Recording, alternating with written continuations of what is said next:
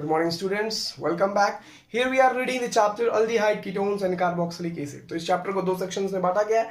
Aldehyde ketones को हम लोग एक साथ पढ़ेंगे, कार्बोक्सिलिक एसिड और उसके डेरिवेटिव्स को एक साथ पढ़ेंगे. लेकिन उसको पढ़ने से पहले यहाँ देख रहे हैं हम अल्डिहाइड कीटोन्स और कार्बोक्सिलिक एसिड्स और उसके डेरिवेटिव्स में एक चीज कॉमन है. कॉमन क्या है? तो वो आपके बारे में डिस्कस किया गया था, जो कि हम कार्बोनिल ग्रुप है. तो कार्बोनिल ग्रुप के स्ट्रक्चर को अगर हम लोग पकड़ लेते हैं, अगर कार्बोनिल ग्रुप के स्ट्रक्चर को पकड़ लेते हैं तो हमको पढ़ना केमिकल प्रॉपर्टीज अल्डिहाइड कीटोन्स का, फिजिकल प्रॉपर्टीज अल्डिहाइड कीटोन्स का, केमिकल रिएक्शंस अल्डिहाइड कीटोन्स का या कार्बोक्सिलिक एसिड्स का पढ़ना बहुत ही आसान हो जाएगा. तो सबसे पहले हम लोग देखते हैं कार्बोनिल ग्रुप के स्ट्रक्चर के बारे में. So what is the carbonyl group का स्ट्रक्चर? सबसे पहले इसका हम लोग हाइब्रिडाइजेशन निकाल के देखते हैं. हाइब्रिडाइजेशन निकालते हैं. तो हाइब्रिडाइजेशन निकालने का फॉर्मूला होता है कि number of atoms attached plus lone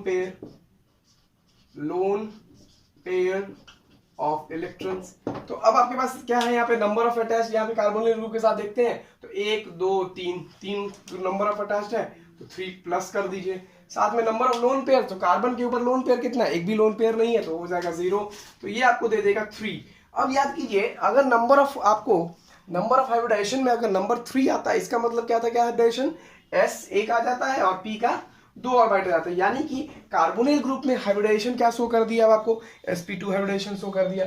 sp2 hybridisation का मतलब क्या होता है? यहाँ पर हम sp2 हाइब्रिडाइजेशन का मतलब हुआ, अब देखते हैं. यानी कि sp2 हाइब्रिडाइजेशन का मतलब हुआ जितना भी sp2 हाइब्रिडाइजेशन, तीनों ऑर्बिटल sp2 में एक s 2 p, यानी टोटल नंबर ऑफ ऑर्बिटल्स कितना हो गया मेरे पास? 3 ऑर्बिटल्स हो गया. तो तीनों ऑर्बिटल्स आपको सिग्मा बॉन्ड का फॉर्मेशन करेंगे. अब समझते हैं sp2 के बारे में. तो आपके पास यहाँ पे 3 ऑर्बिटल्स तैयार हो जा रहा है, 2 और ये 3. ये तीनों ऑर्बिटल sp2 का आपको क्या फॉर्म करेगा? सिग्मा बॉन्ड का फॉर्मेशन करेंगे. अब देखिए सिग्मा बॉन्ड कैसे? तो देखिए यहाँ पर एक कार्बन के साथ यहाँ पे सिग्मा बॉन्ड बन गया, एक इस कार्बन के साथ सिग्मा बॉन्ड बन गया और इस कार्बन ऑक्सीजन के साथ में सिग्मा बॉन्ड बन गया. तो sp2 ऑर्बिटल्स आपको सिग्मा बॉन्ड का ही पार्टिसिपेशन में हेल्प करते हैं, ना कि पाई बॉन्ड के पार्टिसिपेशन में. लेकिन यहाँ पर कार्बन के साथ पाई बॉन्ड का भी फॉर्मेशन हो रहा है, उसके बारे में हम लोग स्टडी करेंगे.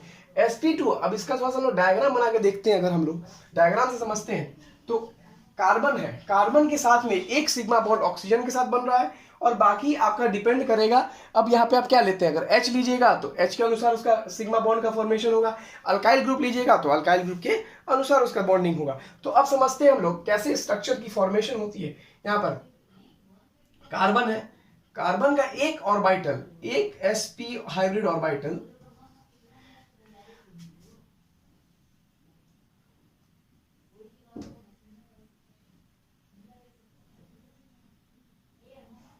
ऑक्सीजन के साथ में बनाया, तो ऑक्सीजन का क्या होगा? p ऑर्बिटल होगा.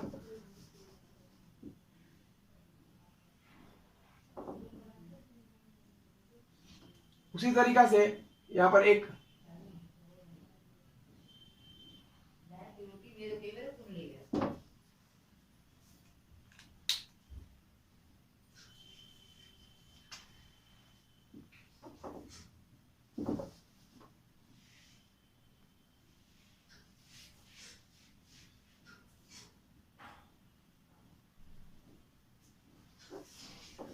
ये कार्बन हो गया और ये ऑक्सीजन हो गया. ठीक है, तो यहाँ पे देख रहे हैं कार्बन के साथ में एक सिग्मा बॉन्ड यहाँ बन रहा है, फिर इस कार्बन के साथ में यहाँ सिग्मा. तो यहाँ पर एक sp2 हाइब्रिड ऑर्बिटल ये हो गया.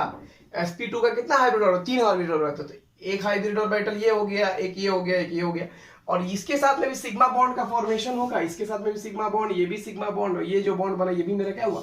एक सिग्मा बॉन्ड हो गया. ठीक है, तो तीनों मेरा क्या बन रहा है? सिग्मा बॉन्ड बन रहा है. इसी तरीका से यहाँ पर भी एक सिग्मा बॉन्ड, दूसरा सिग्मा बॉन्ड, एक ये तीसरा सिग्मा बॉन्ड. तो 3 सिग्मा बॉन्ड का फॉर्मेशन हो जाता है. तो इसका स्ट्रक्चर कैसा बनता है और हमको इसके बीच की बॉन्ड एंगल अगर देखते हैं हम लोग, बॉन्ड एंगल, तो बॉन्ड एंगल बन जाता है 120 डिग्री का. क्यों 120 डिग्री बनता है? क्योंकि sp2 हाइब्रिडाइजेशन का स्ट्रक्चर मेरे पास होता है ट्राइगोनल प्लेनर. और ट्राइगोनल प्लेनर होने के कारण हर एंगल कितने डिग्री का हो जाता है? 120 डिग्री का हो जाता है. आपके बुक में स्ट्रक्चर जो बना के दिखाया गया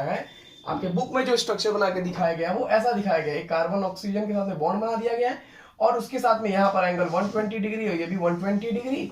और एक ही प्लेन में दिखाने के लिए इसको एक तो बॉक्स बना करके एक तो प्लेन में रख दिया गया. इसका मतलब पेपर है एक, मान लेते हैं, और उस पेपर में लगा दिया गया. तो इसका मतलब ये क्या हो रहा है कि एक ही प्लेन में मेरे पास, एक ही प्लेन में तीनों सिग्मा बॉन्ड का फॉर्मेशन हो रहा है, एक ही प्लेन में तीनों सिग्मा बॉन्ड का फॉर्मेशन हो रहा है। लेकिन अब बात आता है यहाँ पर पाई बॉन्ड के बारे में।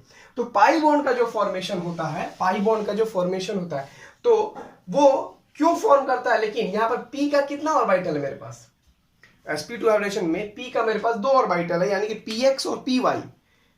जबकि कार्बन के पास मेरे पास पी का कितना ऑर्बिटल होता है? 3 p ऑर्बिटल्स होता है। तो इसमें मेरे पास 2 ही यूज हुआ है, जो कि एक है मेरा px, दूसरा है मेरा py और pz बाकी रह गया। आपको यही pz ऑर्बिटल आपको हेल्प करेगा यहाँ पर क्या बनाने के लिए? पाई बॉन्ड बनाने के लिए। तो पाई बॉन्ड कैसे बनता है? तो देखिए, अब सिग्मा बॉन्ड बन गया, इस वैसे मान लेते हैं प्लेन हो गया, तो एक प्लेन में मेरा क्या बन गया? सिग्मा बॉन्ड बन गया। और पाई बॉन्ड कहां बनेगा? एक पाई बॉन्ड pz का ऊपर ऑर्बिटल और एक pz का नीचे ऑर्बिटल। तो एक प्लेन के ऊपर और एक प्लेन के नीचे, तो ऊपर नीचे वाले बॉन्ड से हमको क्या बनाएगा? पाई बॉन्ड का फॉर्मेशन होगा, जो आपके बुक में भी ऐसा बना करके दिखाया होगा। देखो,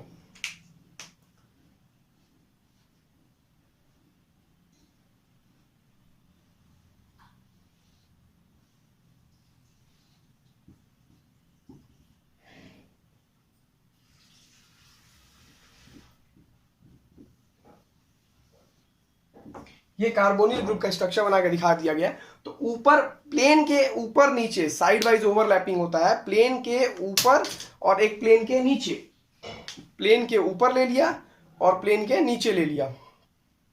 ठीक है, तो ऐसे साइड ऊपर से, प्लेन के ऊपर और प्लेन के नीचे से जो बॉन्ड का फॉर्मेशन हुआ वो क्या फॉर्म कर रहा है? आपको पाई बॉन्ड का फॉर्मेशन कर दे रहा है। तो ये समझ में आ गया कि कार्बोनिल ग्रुप में मेरे पास 3 सिग्मा बॉन्ड होते हैं जो कि एक ही प्लेन में होते हैं, और एक पाई बॉन्ड होता है जो कि प्लेन के ऊपर और प्लेन के नीचे होता है। अब बात करते हैं कि कार्बोनिल ग्रुप जो होता है मेरा, वो पोलर बॉन्ड होता है। कैसा होता है? पोलर बॉन्ड होता है। क्यों पोलर बॉन्ड होता है?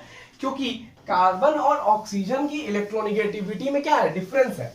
कार्बोनिल ग्रुप मेरा पोलर बॉन्ड होता है। क्यों पोलर बॉन्ड होता है, इसके बारे में डिस्कस करते हैं। देखिए, कार्बोनिल ग्रुप में पोलर बॉन्ड इसलिए होता है, कार्बन की इलेक्ट्रोनिगेटिविटी और ऑक्सीजन की इलेक्ट्रोनिगेटिविटी में डिफरेंस आ जाता है, और इलेक्ट्रॉन आपको कार्बन की तरफ से पुल हो जाता है ऑक्सीजन की तरफ, जिसके कारण से पार्शियल माइनस डेल्टा और कार्बन के ऊपर partial plus delta bond, partial charge develop हो जाता है, जिसके कारण आपका बॉन्ड यहाँ पर पोलर बन जाता है। क्या बन जाता है? पोलर बन जाता है। इसीलिए कोई भी इलेक्ट्रोफाइल आपको अटैक करेगा तो आके ऑक्सीजन पे जुड़ जाता है, और न्यूक्लियोफाइल की जो भी अटैक होती है वो आगे किस पे जुड़ जाएगा? कार्बोनिल ग्रुप के ऊपर जुड़ जाता है। तो ये था मेरा कुछ स्ट्रक्चर्स कार्बोनिल ग्रुप के बारे में। अब हम यहां से स्ट्रक्चर करेंगे आपको आगे methods of preparation of aldehyde ketones, common methods पढ़ेंगे, फिर सेपरेट मेथड्स पढ़ेंगे। ठीक है, तो ये था आपको कार्बोनिल ग्रुप का स्ट्रक्चर के बारे में। आप इसको घर पर स्टडी कीजिए, फिर कल हम लोग नेक्स्ट वीडियो में आप लोग देखेंगे हम लोग methods of preparation of aldehydes and ketones।